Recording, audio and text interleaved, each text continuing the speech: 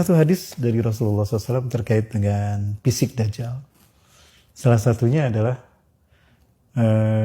Rasulullah SAW mengatakan begini, innahu lam takun fitnatun a'zamu mungzuzrallahi zuriyata adama ila qiyamisa a'zamu minad Dajjal.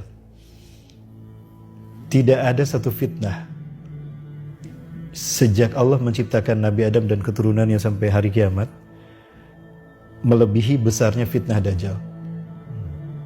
Walam yab'asillahu nabiyyan illa hazara ummatahu anhu. Dan tidak seorang pun nabi yang diutus Allah melainkan memperingatkan.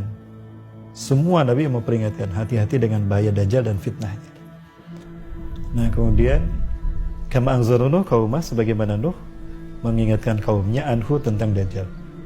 Walakinil yawma sa'ukhbiru lakum sa'aqulu lakum ma lam yaqulhu nabiyyu min qabl. Dan sekarang akan aku katakan kepada kalian tentang Dajjal di mana tidak seorang nabi pun tahu. Artinya hanya beliau yang tahu, hanya Rasulullah tahu. Apa itu?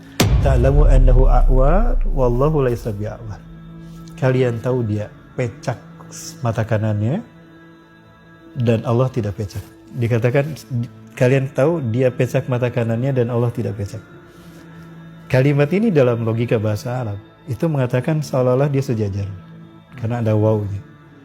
Ya.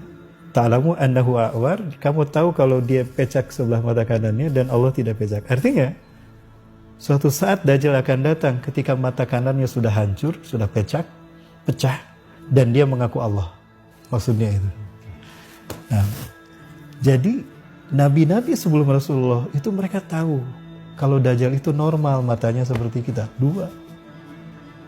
Tidak satu di sini, dua. Itu persepsi yang salah kalau menurut saya. Ini harus diluruskan. Berdasarkan narasi hadis ini, matan hadis ini jelas mengatakan semua nabi dan rasul meyakini Dajjal itu mengetahui Dajjal matanya dua. Hanya Rasulullah SAW yang tahu kalau dia pecak mata kanannya.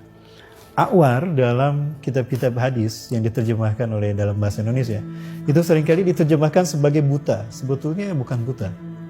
Ada orang matanya normal tapi tidak bisa melihat. Kita menyebutnya apa? Buta kan? Ini bukan buta, tapi matanya pecak. Nah, menarik di sini dikatakan hanya Rasulullah yang tahu. Kenapa? Ini terkait dengan proses di mana dia disalib. Ini saya mohon maaf kepada saudara-saudara kami yang beragama Kristen. Ini adalah bagian dari akidah kami umat Islam. Karena memang kami diperintahkan Allah dan Dajjal ini pun merupakan hal yang sangat penting yang harus kami sikapi juga. Dan ini adalah dalam persepsi kami sebagai seorang Muslim. Berdasarkan Al-Quran dan Sunnah pedoman hidup kami tentunya.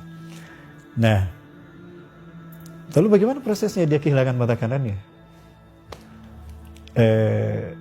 Di zaman Nabi Musa, setelah dia mengingkari dan mendapatkan gelar Dajjal, mengingkari beriman pada Allah, menolak beriman pada Allah dan diberi gelar Dajjal, dia mengembara ke seluruh dunia, masuk ke zaman para nabi. Semua zaman para nabi masuk, termasuk Nabi Isa alaihissalam. Nah, di zaman Nabi Musa dia masuk dengan namanya sendiri, Samiri. Nah, ketika Nabi Musa bersama 600.000 Bani Israel berhasil nyebrang Laut Merah sampai ke bumi Sinai, nah dia ikut ada di sana.